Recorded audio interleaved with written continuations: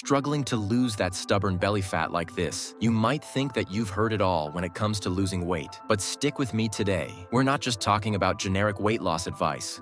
We're zeroing in on belly fat, why it's tough to lose, why it matters, and most importantly, what you can do to effectively destroy it. We'll also be busting some myths and setting the record straight on what truly works, because let's face it, when it comes to belly fat, there's just no magic pill, but there is a science to it. But before we figure out how to lose belly fat, let's take a moment to understand what we're up against. So what exactly is belly fat? What is belly fat? When we talk about belly fat, we're actually talking about two different types of fat. The first is subcutaneous fat. This is the fat that sits just under the skin, the kind you can pinch. While it might be annoying, it's not the most dangerous kind. The real culprit is visceral fat, the deeper fat that wraps around your vital organs. It's this type of fat that increases your risk of heart disease, type 2 diabetes, and even some cancers. But why is visceral fat so dangerous? Imagine it like this. Your organs are being strangled by this invisible enemy, squeezing and suffocating them. Studies show that visceral fat is metabolically active, meaning it can mess with your hormones, spike your insulin levels,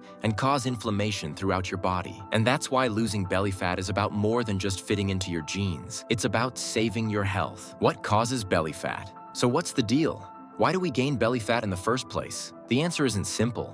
It's a mix of what we eat, how we move, stress levels, sleep patterns, and yes, even genetics.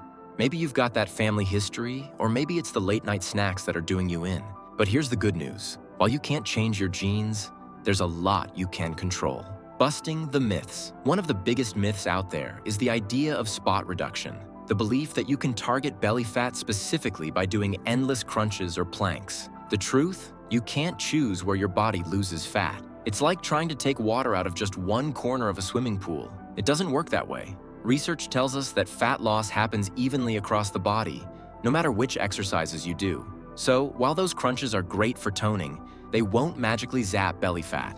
The science of fat loss. Here's what really happens when you lose fat. Your body burns calories for energy. And when you're in a calorie deficit, that is, when you eat fewer calories than your body needs, it taps into your fat stores for fuel. But losing fat isn't just about eating less. It's about eating smarter and moving more. And that brings us to the heart of our topic, the strategies that actually work. First up, nutrition. It's not about starving yourself or cutting out every food you love. It's about balance. Fill your plate with lean proteins like chicken or tofu, healthy fats from avocados and nuts, and plenty of vegetables. Think of it as building a house. You need the right materials to make it strong. For instance, leafy greens like spinach provide iron, which boosts your energy, and berries are packed with antioxidants to fight inflammation. The key is choosing nutrient-dense foods that keep you full without piling on empty calories. But there's another side to nutrition: portion control. It's easy to overeat even the healthiest foods. Start by cutting down on highly processed snacks and sugary drinks. Replace them with water, herbal teas, or a piece of fruit. It's all about making small, sustainable swaps that add up over time. Ever heard of intermittent fasting? It's not a diet, it's an eating pattern. One popular method is the 16-to-8 approach, fasting for 16 hours and eating all your meals within an 8-hour window. Studies show that intermittent fasting can help regulate insulin, improve your body's metabolism, and yes, help with fat loss. But it's not just about the fasting period. It's also about what you eat during those 8 hours. The goal is to create a balance that works for you, making it easier to maintain a calorie deficit without feeling deprived. Now let's talk movement. Exercise is a crucial part of losing belly fat,